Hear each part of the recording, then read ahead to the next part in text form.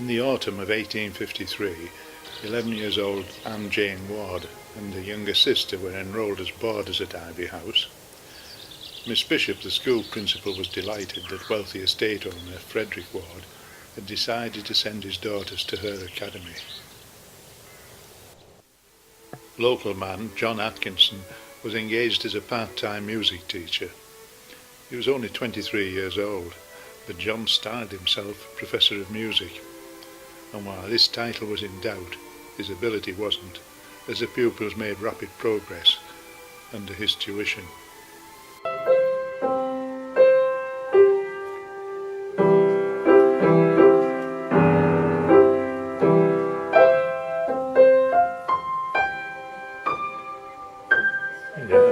Miss Bishop decided to terminate Atkinson's services by letter, after she noticed that Annie Ward and the teacher seemed to be unduly close.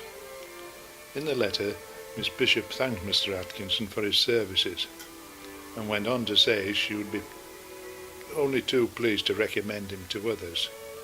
She also enclosed the money she owed him, £2 12 and 6, equal to about £180 in today's money. Meanwhile, Annie had started writing to John. She was helped by Bella, the school maid.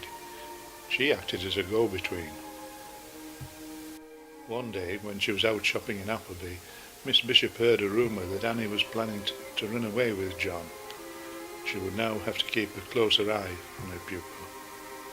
Annie became 12 years old on 6th of April 1854, and if she had her parents' consent, she could marry. There was no chance, however, of her getting consent, particularly as she would receive £10,000 from a family trust fund as soon as she reached 21 years. This £10,000 is worth about £750,000 nowadays. On the 24th of May, there was a school outing to Ullswater. It was about 11 p.m. when the party returned to Ivy House. Miss Bishop saw that Annie was in bed when she looked in her room, half an hour later. At about 12:30, Annie quietly left the building. She was wearing her everyday dress and a dark bonnet as she made her way along dimly lit Bridge Street, over the Eden Bridge and on to Battlebarrow to meet John. They were en route to Gretna. At the top of Battlebarrow, John's 28-year-old cousin John Brass was waiting. He was said locally to be game for out. He was to take the couple to Penrith, leave his horse at the George Hotel, and then the trio would travel by early train on to Carlisle and then to Gretna.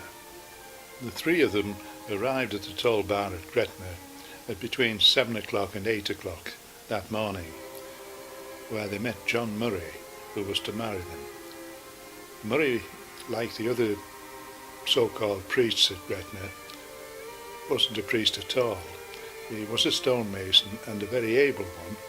He had actually worked in his early days for Thomas Telford, a relative, and that was Telford, the famous Scottish engineer. John Murray used to charge whatever he thought a couple could afford, and there's no record of what he thought John Atkinson could afford. But the ceremony went off well enough for Murray to be impressed enough to give them a lift back up to the station. Back at Appleby, Miss Bishop looked in Annie's room at 7 o'clock in the morning and was flabbergasted when she saw Annie had gone. She contacted Police Superintendent Bird immediately, and they went to Atkinson's house, and he had also fled during the night. Miss Bishop travelled up to Gretna, and John Murray said that a couple answering their description had been married that morning. Miss Bishop was absolutely despondent. But she returned to Carlisle, and she found that John and Annie had been arrested at Carlisle station, and John Brass was with them. Annie was most reluctantly returned to her parents by Miss Bishop and a policeman. John Atkinson was charged with abducting a minor and granted bail in the sum of £400, about £30,000 in today's money. He stood trial at the Westmoreland Assizes at Appleby at the beginning of August, and this case was reported nationally in the Times and caused great excitement. Mrs. Jane Ward, Annie's 30-year-old mother, was described as handsome and very ladylike when she appeared in court. Mrs. Ward confirmed her daughter's age and said her husband had been so distressed by the affair that he had gone to New York. The local vicar said the accused had always been honest and reliable, but when asked if Atkinson had been wild with women, he said, "There has been talk." John was found guilty and sentenced to 9 months in prison. After pleas from John's lawyer, the judge decreed that John would be a first-class misdemeanant.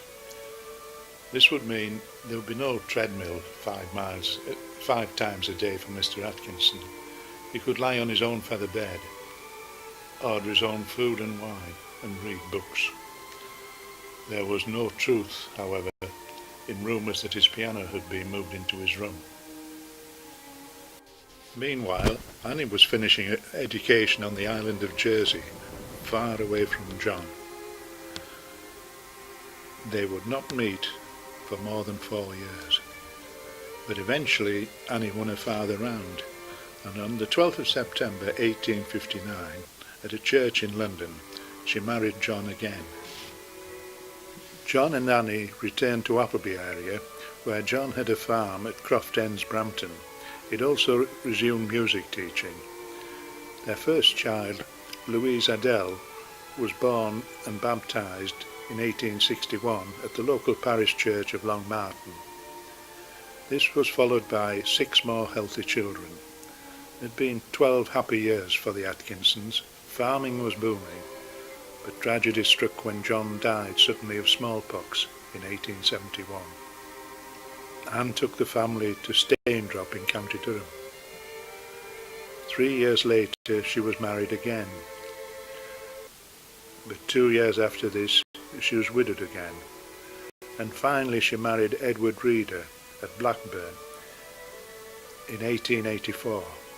This marriage would last 30 years. When Annie's husband, Edward Reader, died at St Asaph in North Wales, Annie had been widowed 3 times.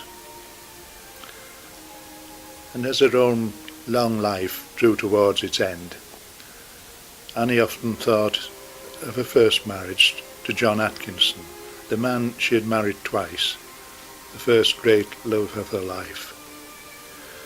Annie was religious and a regular church attender, and perhaps now she hoped that she would meet John again. Annie died on New Year's Day in 1932 and left more than 50 descendants.